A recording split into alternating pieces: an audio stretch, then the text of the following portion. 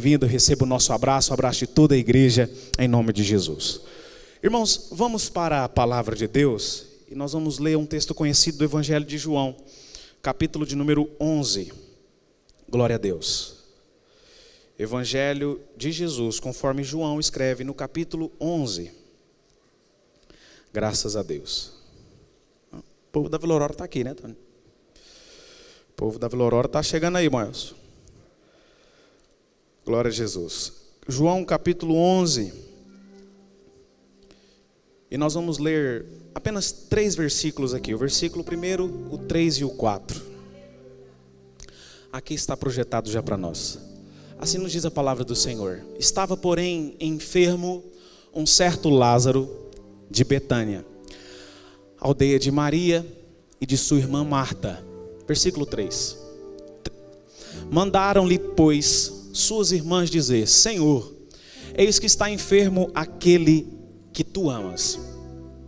E Jesus, ouvindo isso, disse: esta enfermidade não é para a morte, mas para a glória de Deus. Mas tem mais um aí, vamos lá? Para que o Filho de Deus seja glorificado por ela. Curva a sua cabeça nesse momento. Senhor meu Deus, eu sei que o Senhor já falou aqui aos nossos corações, mas eu creio que ainda mais uma palavra específica, conforme a nossa necessidade, o Teu Espírito Santo tem para revelar aos nossos corações. Portanto, mais uma vez, ministra em nossas vidas nesse momento. Eu não sou nada, Pai, e se não for o Seu poder, a Sua misericórdia e a Sua graça, de nada, meu Deus, valerá esses minutos que nós estamos aqui. Nós precisamos ouvir a sua voz, porque é ela quem nos instrui na verdade e nos dá a direção para seguir. Em nome de Jesus, fale ao nosso coração, e que nada neste momento, ó Deus, possa interromper, meu Deus, ser de alguma forma uma obstrução, para que não entendamos a sua voz. Mas em nome de Jesus, que o nosso coração, mas principalmente a nossa mente, esteja ligado no trono da graça do Senhor, em nome de Jesus. Amém. Antes de entrar na palavra aqui, hoje nós tivemos um dia bem cheio, né? Para quem esteve ativo aí, né? Tivemos pela manhã um domingo com Deus abençoado, né? E graças a Deus, Deus usou de bondade aqui para conosco. E foi uma manhã muito especial na presença de Deus. Você que não veio, irmão, você perdeu. Você já ouviu eu falando isso muito, vou repetir mais uma vez. Valorize, irmãos, aquilo que Deus tem proporcionado para você viver aqui na sua igreja. Valorize. Valorize os momentos especiais que nós temos, que Deus nos permite passar enquanto igreja, para ser edificado, para crescer na graça, para ser abastecido pelo poder de Deus, porque se não for isso a gente não consegue. Então que a gente possa caminhar com essa sabedoria enquanto igreja, de aproveitar momentos, às vezes singulares, que Deus nos proporciona.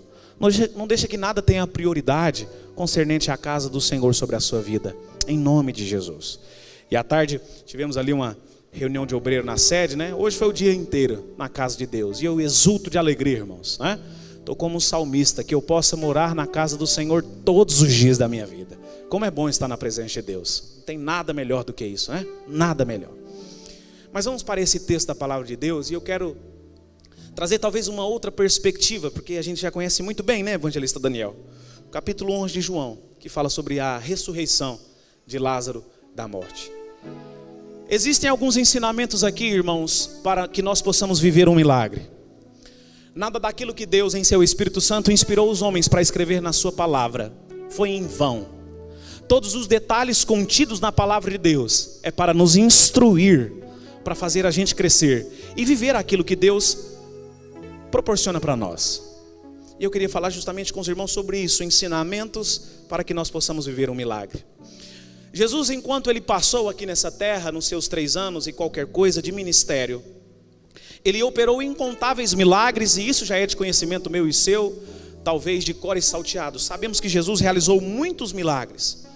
Mas o interessante aqui no Evangelho de João, que quando nós chegamos no último capítulo, nos últimos versículos ali do capítulo 22, João vai dizer o seguinte: esses milagres e essas coisas foram escritas para que vocês creiam que Jesus Cristo é o Filho de Deus, o Senhor, o nosso Salvador.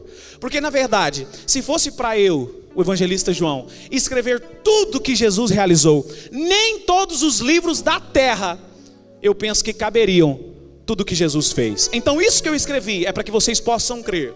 Então a quantidade de milagres, a quantidade de maravilhas que Jesus realizou nos seus 3 anos e meio de ministério, foram milagres.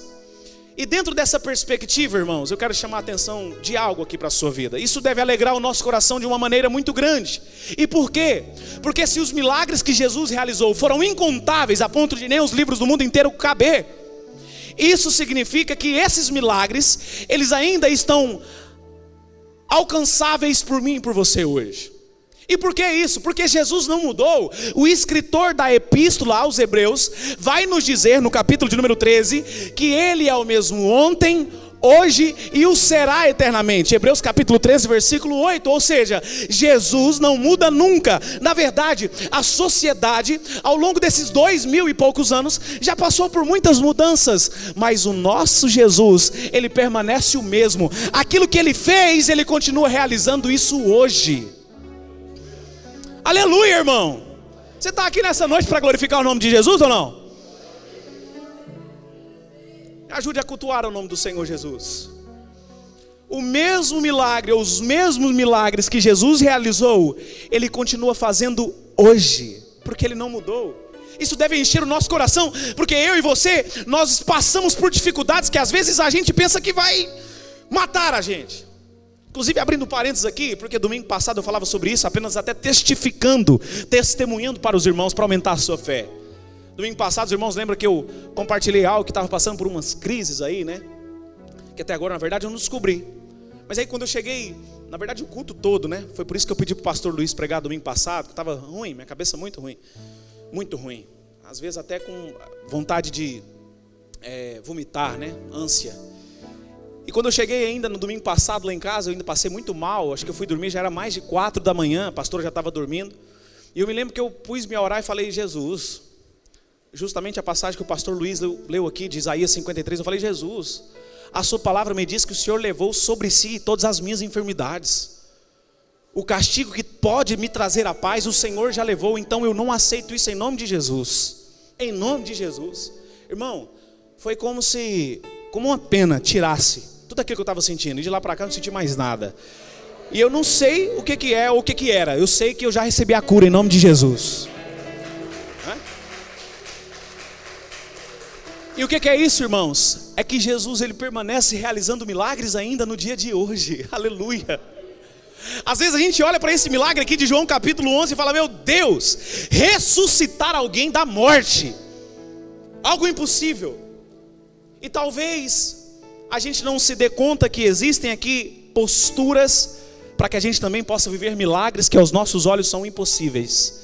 E que às vezes algumas pessoas vivem, mas eu e você não vivemos. Irmãos, o que nos chama a atenção é que nem todos no ministério de Jesus, que estiveram ao redor de Jesus, viveram milagres. Nem todos que estiveram ao redor de Jesus foram tocados por Jesus. Até mesmo pela dureza do coração. O próprio exemplo disso é Judas, o Iscariotes. Ele andou com Jesus ali, ouviu os ensinamentos de Jesus, mas mesmo assim, permaneceu naquilo ali, não mudou. E qual que é a diferença? O que diferencia uma pessoa da outra? É por quê? Questão da prática, dos ensinamentos. Algumas pessoas entendiam, outras não. E existem ensinamentos para que o milagre aconteça na nossa vida. Esse milagre de João capítulo 11, apesar de Jesus ter realizado outros milagres de ressuscitar dos mortos, esse aqui foi o mais especial, foi o mais improvável, porque Lázaro já estava cheirando mal. O que nos fala sobre isso? Ele já estava começando a entrar em estado de putrefação, o corpo dele já estava apodrecendo. A filha de Jairo não foi assim? Ou outro milagre que Jesus tenha realizado de ressuscitar alguém dos mortos? Ninguém já estava apodrecendo, mas Lázaro já estava em um estado avançado na sua morte, e Jesus realizou isso. Agora, perceba comigo, irmãos, por que é que esse milagre foi relatado por João? É aquilo que eu disse agorinha, nada está em vão na palavra do Senhor. Paulo diz em Romanos capítulo 15, versículo 4, que o que foi escrito para ensino nosso, Ou seja, nenhuma palavra que o Espírito Santo colocou na palavra dele é simplesmente jogada para o vento, é para ensino nosso. Paulo disse isso. Tudo que foi escrito para ensino nosso. E o que é ensinar? Qual que é a razão do ensino? Trazer conhecimento para que a gente possa colocar em prática. Então, de nada vale, irmãos, eu ouvir a palavra de Deus, ou até mesmo ler a palavra de Deus, ser tocado por ela se eu não praticá-la. O ensino é para a prática nossa. E aí Jesus mesmo vai dizer sobre isso: atentai para as Escrituras, porque elas testificam de mim. Se as Escrituras testificam de Jesus, isso significa que todos os milagres que estão inseridos na pessoa de Cristo, nosso Senhor, esses milagres podem alcançar a nossa vida hoje. Mesmo depois de tantos anos que Jesus já partiu desse mundo para a eternidade, ascendeu aos céus, voltou para a glória, esses milagres podem nos alcançar. Mesmo até os escritos do Antigo Testamento, que muitas pessoas até de certo modo não valorizam aquilo que está inserido no Antigo Testamento. A Bíblia vai dizer que foi escrito para advertência nossa e servir de exemplo. Mas como que esse capítulo 11 aqui, de forma bem prática e rápida, eu quero pensar com você em 3 ensinamentos. Como que esse capítulo 11 pode nos ensinar na nossa vida hoje? O que esse milagre nos ensina? Em primeiro lugar, preste atenção nisso. Reconhecer que Jesus, Ele é o mesmo.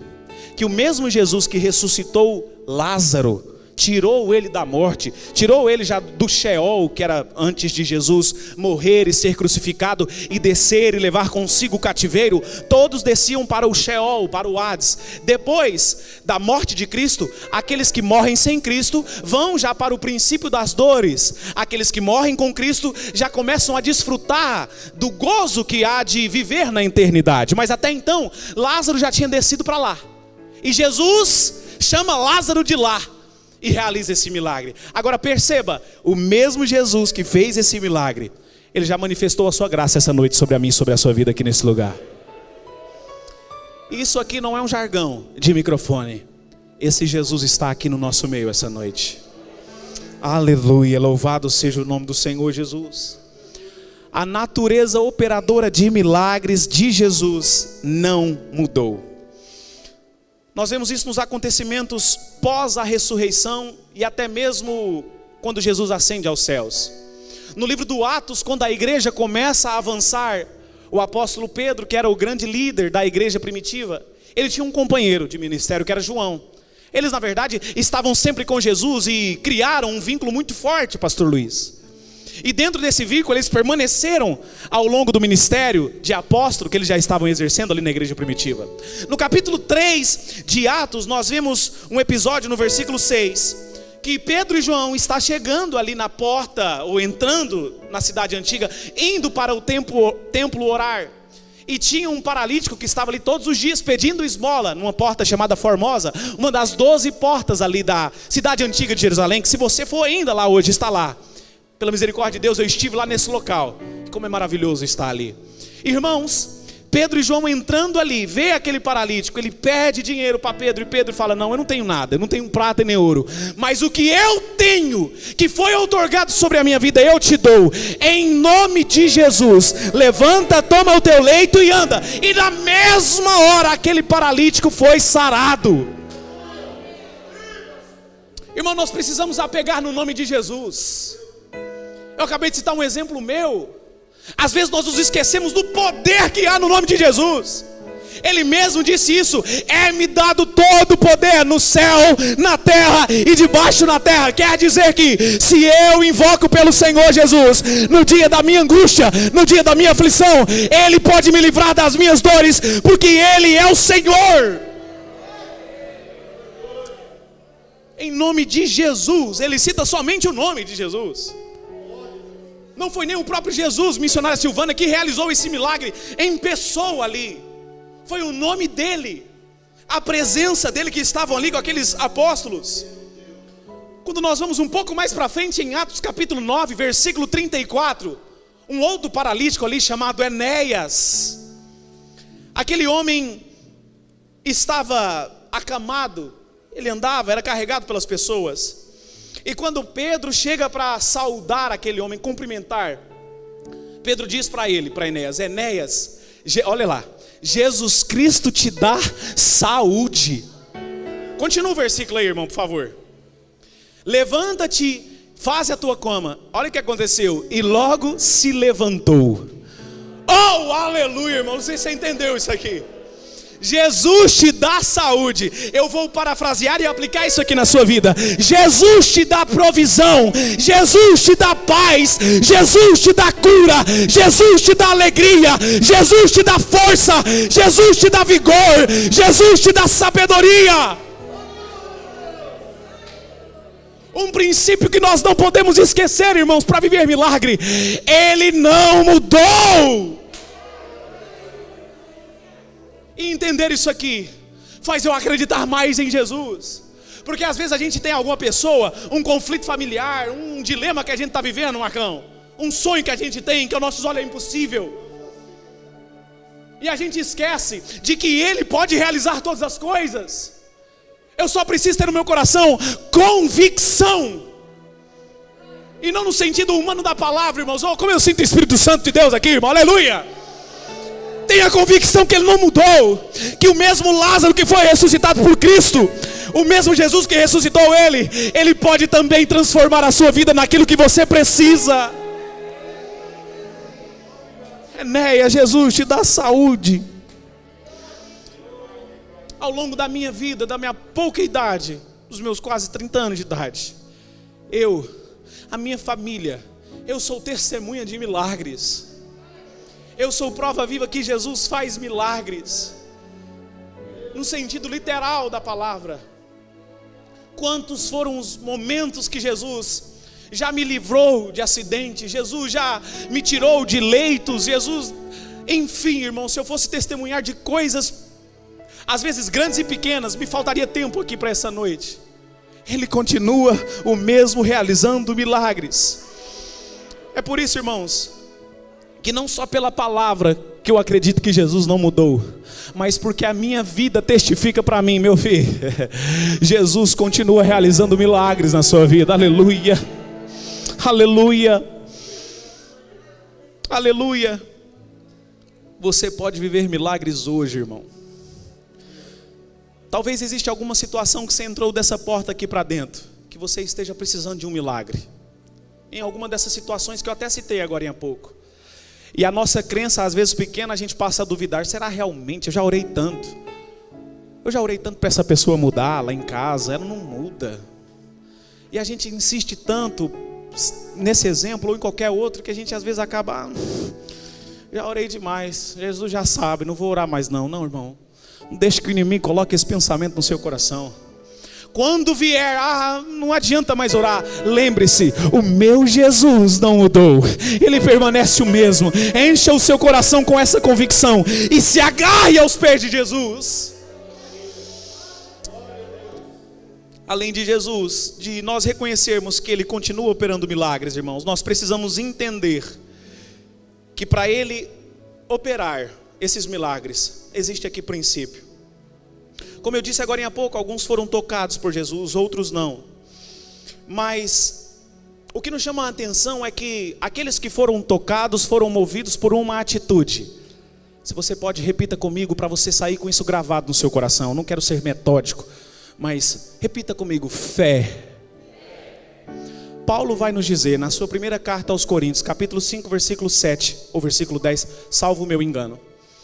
Segunda carta aos Coríntios, capítulo 5. Que nós não andamos pelo que nós vemos, mas nós andamos pelo que nós cremos. Nós andamos pela fé, não por vista. Isso significa, irmãos, que Deus, Ele deseja operar milagre na minha e na sua vida. Qual o pai que não quer ver o seu filho abençoado, irmã Denícia? Qual o pai que não quer ver o seu filho sendo próspero? Você que é pai, me responda aqui essa noite. Você não quer que seu filho seja abençoado? Não quero. Que isso? Se você tiver em consciência normal, se você não estiver fora de si, você vai falar: eu quero que meu filho seja muito melhor do que eu. Eu quero que meu filho chegue muito mais longe do que eu. Eu quero que a vida do meu filho seja muito mais abençoada do que a minha. É ou não é, pastor Luiz? É ou não é, irmão Daniel? Pastor Joedson? A gente quer que o nosso filho seja muito melhor que a gente. Muito melhor. Assim é a figura de Deus para nós. Mas entenda, irmãos, entenda.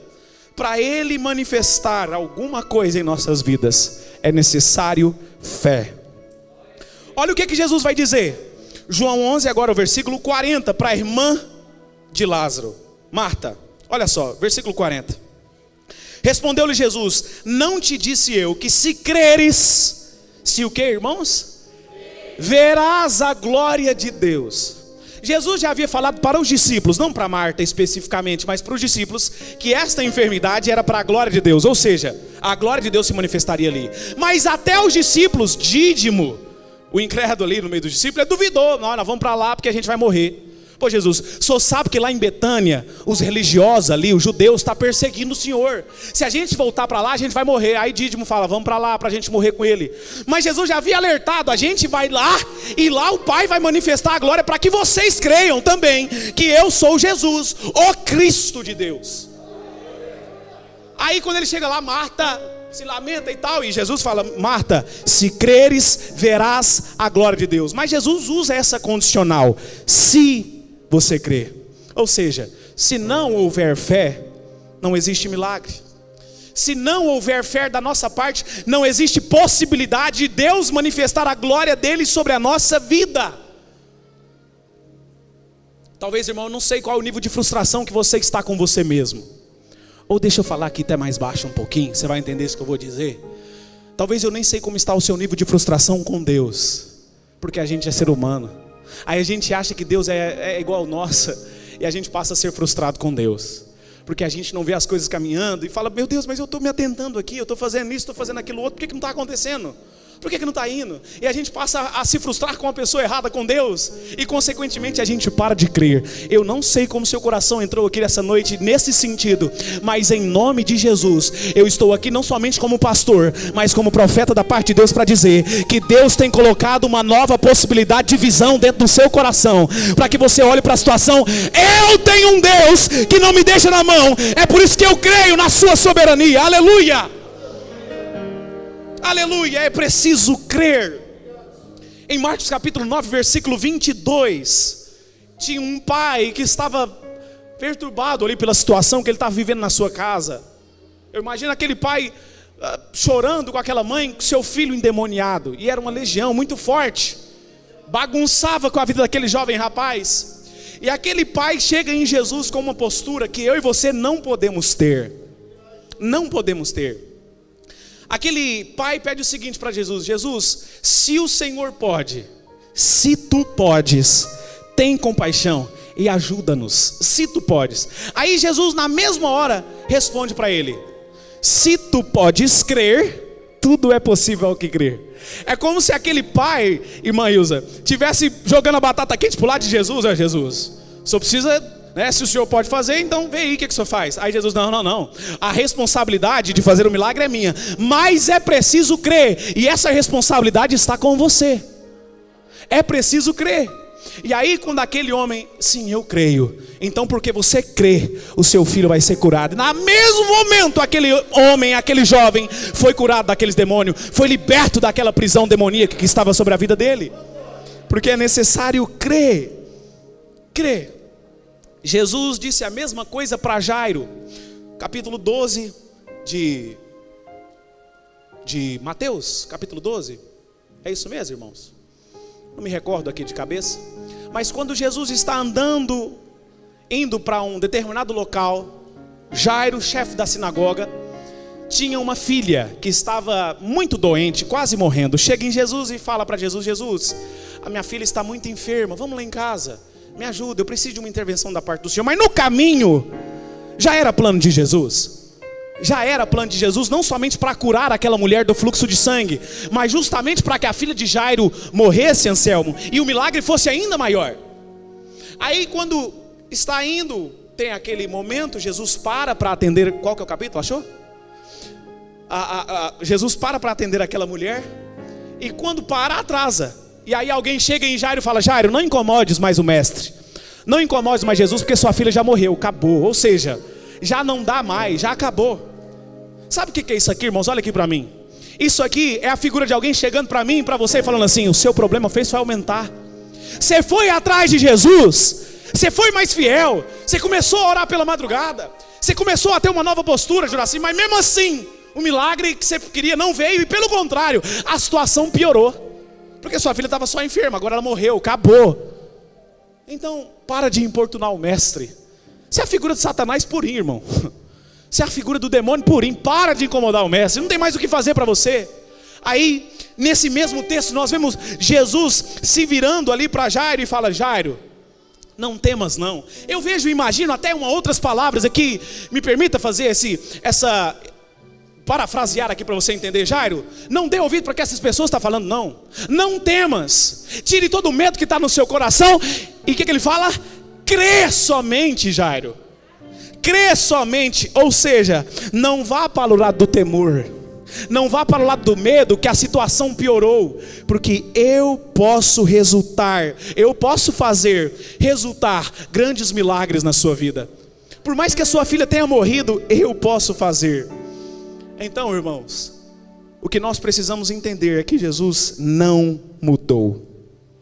Aquele milagre ali do paralítico de Atos 3 que nós falamos agorinha, o milagre veio pela fé no nome de Jesus. Não apenas pelo nome de Jesus, mas ele veio pela fé. É preciso crer.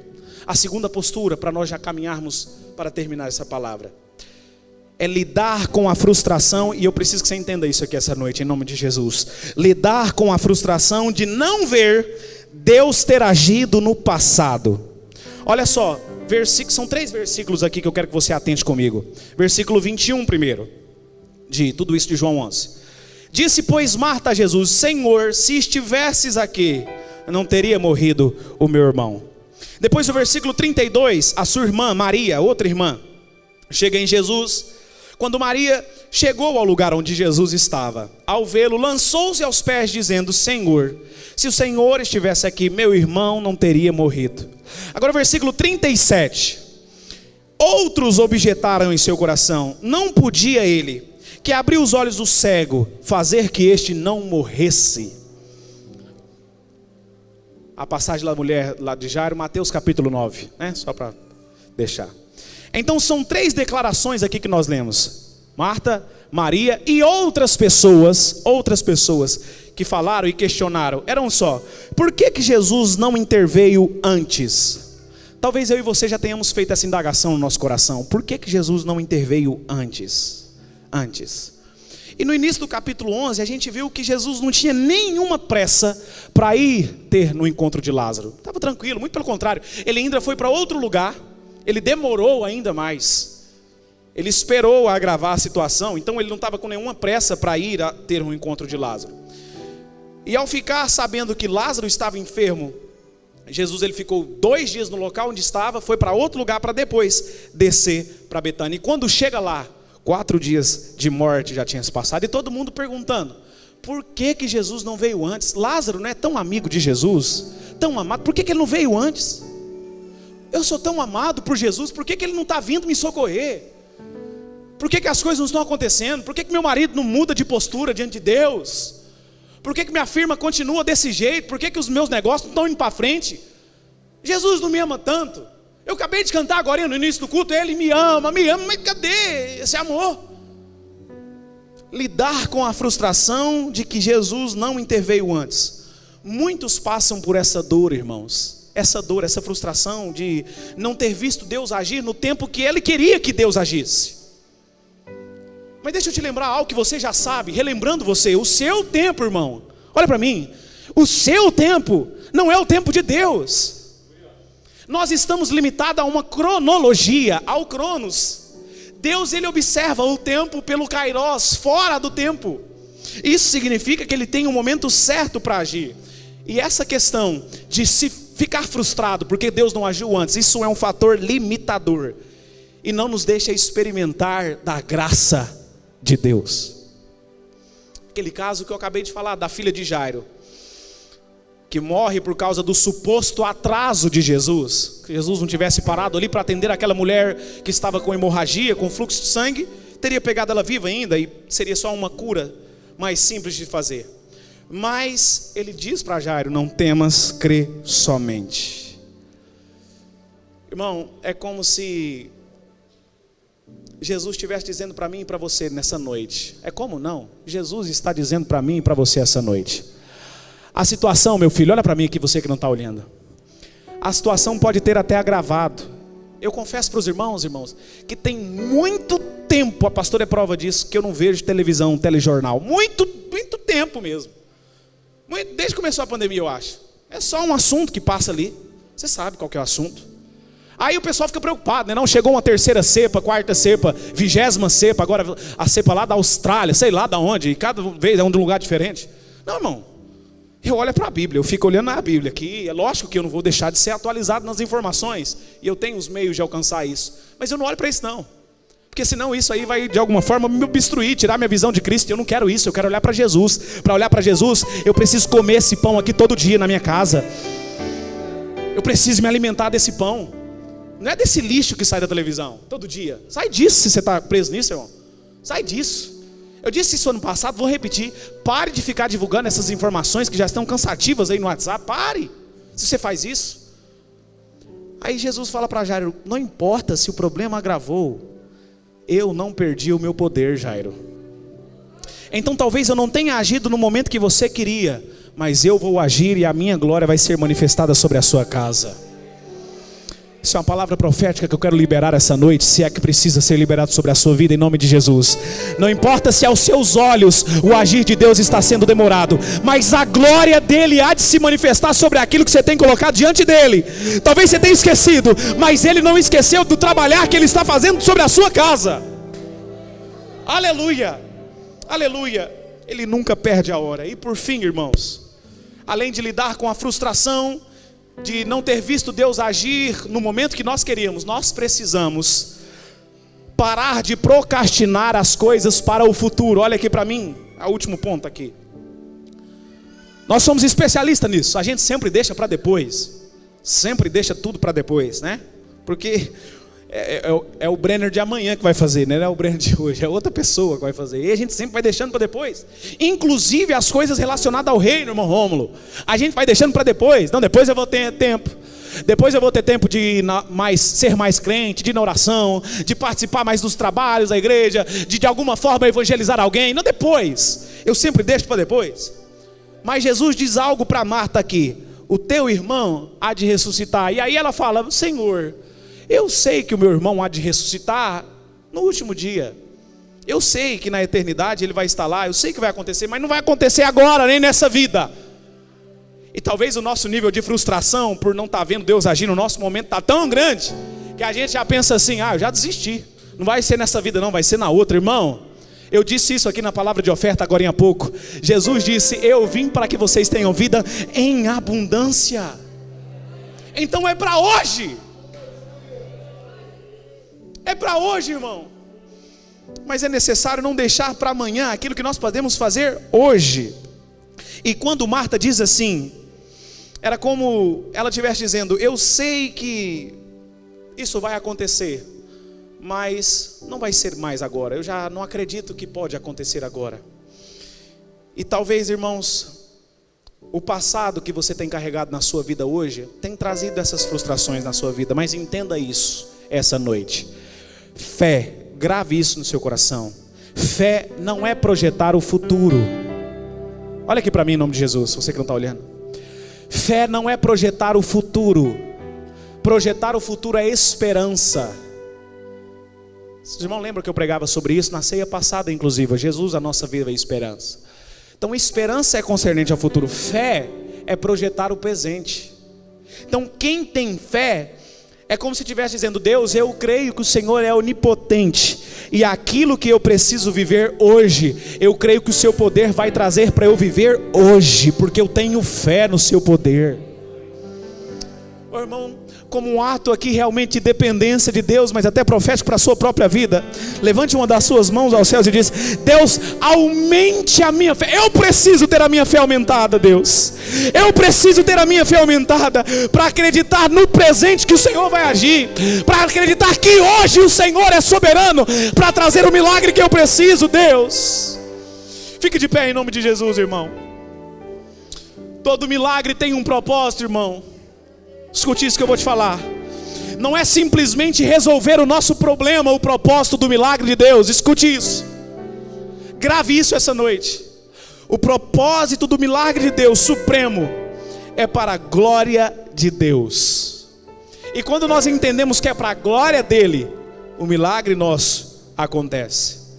Então essa noite eu quero te estimular em nome de Jesus, não por mim, e muito menos talvez simplesmente por essa palavra, mas em nome de Jesus, irmão, comece a se posicionar em fé diante de Deus. O meu Deus não mudou. Talvez ele pode não ter agido no momento que eu pedi, mas eu não vou ficar frustrado no caminho. Eu não vou deixar para fazer amanhã. Eu vou continuar acreditando que é hoje. Porque o homem pode dizer, é impossível. Mas enquanto o homem diz que é impossível, eu ouço a voz de Deus sussurrando como brisa suave em meu coração. Tudo é possível ao que crê. Eu creio, Jesus, no seu milagre, Pai. Você pode falar isso para Deus: Jesus, eu creio no seu milagre, eu creio na sua provisão, eu creio, meu Deus, que o Senhor pode fazer todas as coisas que é impossível para mim, mas eu sei no seu poder, ó Deus, eu posso viver todas as coisas. Aleluia. Com a sua cabeça curvada, Deus, Pai, a sua palavra que o Senhor colocou no meu coração, eu trouxe à sua igreja. Nos ajude a caminhar sob esta palavra, Deus, que ela não se aparte da nossa vida, Jesus Cristo, a fim de que nós possamos, ó Deus, confiar que o Senhor permanece o mesmo, não no sentido de estático, parado no lugar, mas o seu poder, ó Deus, ele permanece em ti. O Senhor não perdeu o controle, o Senhor não perdeu o poder, o Senhor não perdeu a sua autoridade, o Senhor não perdeu a sua glória. Nos ajude a confiar nessa verdade e a lidar, ó Deus, com os nossos dilemas pessoais, para saber que tudo tem um tempo estabelecido debaixo do céu, e confiarmos, ó Deus, que podemos viver hoje o milagre da parte do Senhor. Se for possível, ó Deus, e necessário, transforme esse coração que aqui está, coloque um coração novo com uma nova visão da parte dos céus. Assim eu oro em favor da sua igreja, em nome de Jesus, amém e amém. Ainda em pé, quero convidar os nossos cooperadores